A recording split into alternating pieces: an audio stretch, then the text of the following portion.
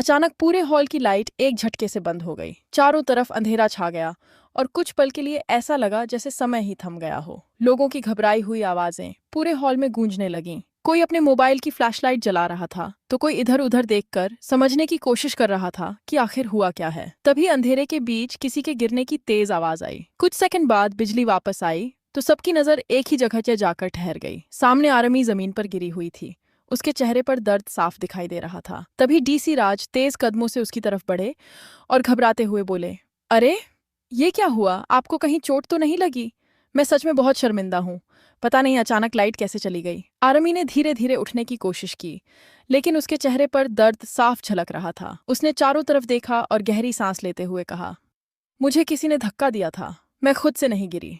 उसकी बात सुनते ही वहां मौजूद हर इंसान हैरान रह गया। सभी लोग एक दूसरे का चेहरा देखने लगे। डीसी राज ने तुरंत पूरे हॉल पर नजर दौड़ाई, लेकिन वहां ऐसा कोई दिखाई नहीं दिया जो शक के घेरे में आता हो। उन्होंने गंभीर आवाज में कहा, कमाल है, यहाँ तो कोई भी नहीं दिख रहा। अगर किसी ने धक्का दिया है तो वो आखिर गया कहाँ? राज ने तुरंत अपना हाथ आगे बढ़ाया और आर्मी को सहारा देकर खड़ा किया। सावधानी से, आराम से, उन्होंने कहा। आर्मी ने हल्की मुस्कान के साथ उनका शुक्रिया अदा किया, लेकिन उसकी आंखों में डर अब भी साफ दिखाई दे रहा था। राज ने गौर से उसकी तरफ देखते हुए कहा, आज से पहले तो तुम्हें कभी ऐसी कोई परेशानी नहीं हुई, आखिर आज ही ऐसा क्या हो गया? कुछ पल की खामोशी के बाद आर्मी ने गहरी सांस ली और बोली, आज इसलिए हुआ क्योंकि मैंने अपनी ही फैमिली के खिलाफ सच का साथ दिया। मैंने उनके अपराधों को छिपाने के बजाय उनके खिलाफ आवाज उठाई। शायद यही वजह है कि अब कोई मुझे डराना चाहता है। उसकी बात सुनकर वहां मौजूद लोगों के बीच फिर से फुसफुसाहट शुरू हो गई। डीसी राज का चेहरा और गंभीर हो गया। उन्होंने सीधे आर्मी की आंखों में देखते हुए कहा, तो इसका मतलब तुम मानती हो कि तुम्हारी फैमिली ने अपराध किया है? आर्मी ने बिना झिझक जवाब दिया, गलती हुई है और बहुत बड़ी गलती हुई है, लेकिन मैं किसी अपराध को सही साबित करने की कोशिश नहीं कर रही। राज ने तीखी आवाज में कहा, अगर ऐसा है तो फिर तुम बार बार अपनी फैमिली की तरफदारी क्यों कर रही हो? क्या तुम उन्हें बचाना चाहती हो? आरमी ने तुरंत सिर हिलाया, नहीं, बल्कि ऐसी नहीं सेवा के स्तिकोरी ये की। और आप मेरी बात समझ नहीं रहे।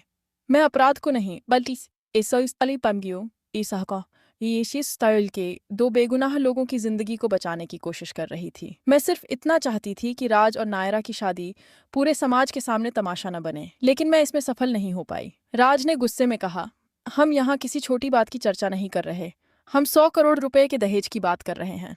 इतना बड़ा अपराध हुआ है और तुम कह रही हो कि इसे सार्वजनिक नहीं होना चाहिए था। क्या तुम्हें लगता है कि इतनी बड़ी सच्चाई को छिपा देना चाहिए था? आर्मी ने शांत लेकिन मजबूत आवाज में जवाब दिया, नहीं सर, मैं सच छिपाना नहीं चाहती थी। मैं सिर्फ इतना चाहती थी कि पहले सच सामने आए और फिर दोषियों को सजा मिले। लेकिन बिना पूरी बात जाने हर किसी को अपराधी बना देना भी सही नहीं है। डीसी राज ने तुरंत अगला सवाल दाग दिया, अगर तुम सच में इतनी ईमानदार थी, सत्य मंडी की दार थी, तो शादी शुरू होने से पहले राज को सब कुछ क्यों नहीं बता दिया? तुम जानती थी कि उसके अपने माता पिता क्या करने वाले हैं, फिर भी तुम चुप क्यों रही? पूरा हॉल एकदम शांत हो गया। हर किसी की नजर अब सिर्फ आरमी पर थी। ऐसा लग रहा था जैसे उसकी अगली बात पूरे मामले की दिशा बदलने वाली हो। आरमी की आंखें नम हो गईं। उसने कांपती हुई आवाज में कहा, मैं बताना चाहती थी, लेकिन मुझे मौका ही नहीं दिया गया। राज ने तुरंत पूछा, मतलब? आर्मी ने गहरी सांस ली और कहा, शादी शुरू होने से पहले मुझे बाथरूम में बंद कर दिया गया था। बाहर से कुंडी लगा दी गई थी ताकि मैं किसी तक सच न पहुंचा सकूं। मैं लगातार दरवाजा पीटती रही, मदद के लिए चिल्लाती रही, लेकिन किसी ने मेरी आवाज नहीं सुनी। बहुत देर बाद मैंने पूरी ताकत लगाकर दरवाजा तोड़ा और जैसे तैसे बाहर निकली, लेकिन तब तक बहुत देर हो चुकी थी।